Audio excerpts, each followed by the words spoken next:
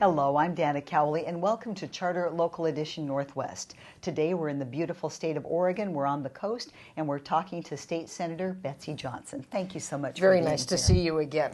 You're working with something so amazing. It might be one of the greatest things that's ever happened to the economy in Oregon. Can you tell us more, please? Absolutely. I think it'll be transformational. We are attempting to emulate a program in Sheffield, England, a combination of government, university, and business, called the AMRC, the Advanced Manufacturing Research Center.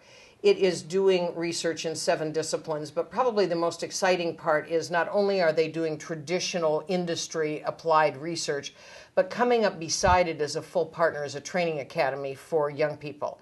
These are folks that maybe decide at age 16, 17 that they're not going to get an advanced degree, but that they would be a wonderful welder or some kind of a metal fabricator.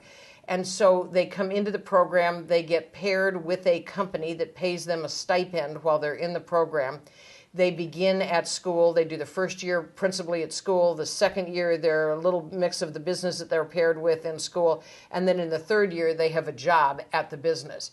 And so the young people in the English model wear shirts that say AMRC Boeing and then their name and the company that they're paired with, Rolls-Royce or Daimler or whatever it is. And so we're in the process right now of putting together those partnership agreements with institutions of higher learning, as well as Portland Community College that will be responsible for the Apprentice Training Center. We want to graduate kids in highly desirable jobs, have them graduate debt-free, and we believe because they're paid a stipend and they're underwritten by business, that that's exactly the model we'll be able to follow. The English model has business, academia, and government. I'm trying to pair with it in our Oregon example, philanthropy, so that we have the opportunity to have 4 legs on our stool for funding. It's exciting for the young people. It's exciting for a whole generation of engineers and engineering-related discipline. It's important for our companies that are doing metallurgy, particularly aerospace. Boeing Airplane Company has a huge presence in Oregon. It's not well known, but their largest machine shop is here in Oregon.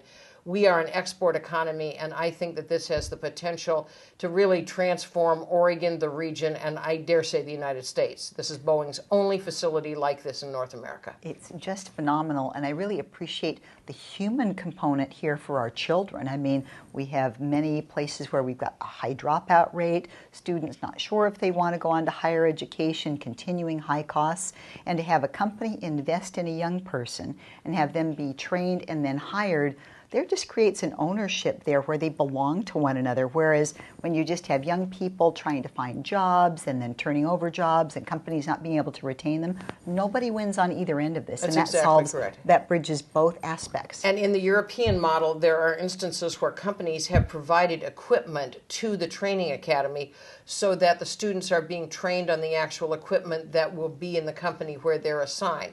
So not only do they absorb sort of the corporate philosophy of the company, but they've been trained on their machines and their techniques, building their products. So right now we're still working out all the contracts, all the governance agreements, but I am confident that with Boeing's help and with the AMRC that have people here from Europe right now, we're going to be able to put together a package that will deliver on the promise of education and good jobs for our young people. And how nice for young people to feel that they're qualified to train and start and feeling like you're set up to win instead of set up to fail. Absolutely. And one more thing, too. Boeing has a long history in the Northwest, in Washington and Oregon. Tell us a little bit more about what that company is bringing to this state and how you plan to build upon that in the future. Well, right now what Boeing is doing is providing the leadership, both financially as well as technical expertise. Boeing is paying to have the founders of the Advanced Manufacturing Research Center in Sheffield spend time with us to get our model stood up. And then, of course, they'll be looking for the products of the research and development. And they have a very aggressive apprentice program right now where they take young people into the Gresham facility and they can then get a career path, a professional career path, and they would be with Boeing the rest of their professional career.